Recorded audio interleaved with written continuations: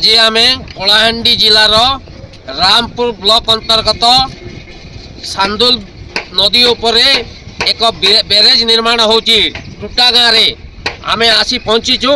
देखंतु camera person केते सुंदर बैरेज होईची सियाडे देखंतु केते सुंदर होईची केते आकर्षणीय होईची।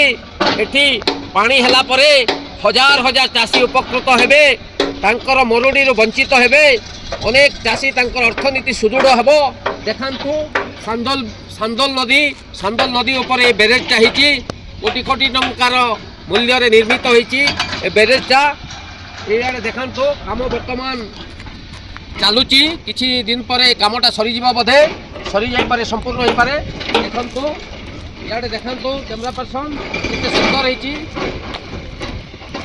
ये अंचल अनेक चाषी उपकृत हे अनेक हेक्टर जमी रे पानी माड़िबो अनेक लोक देखंतु याडे बैरेज गेट काम गुडाक सब सरी गलानी। सियाडे देखंतु कैमरा पर्सन सियाडे देखंतु गेट रो सब काम सरी गलानी प्राय सब काम सरी गलानी और किछि काम बाकी रही काम भी किछि दिन भितर शेष हो जा हो।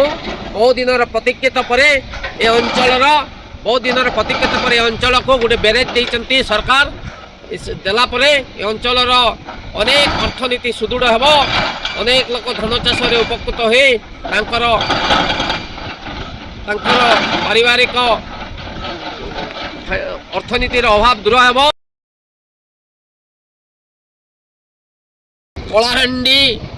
कलाहांडी हेमंत साहू रिपोर्ट संघार लाइव।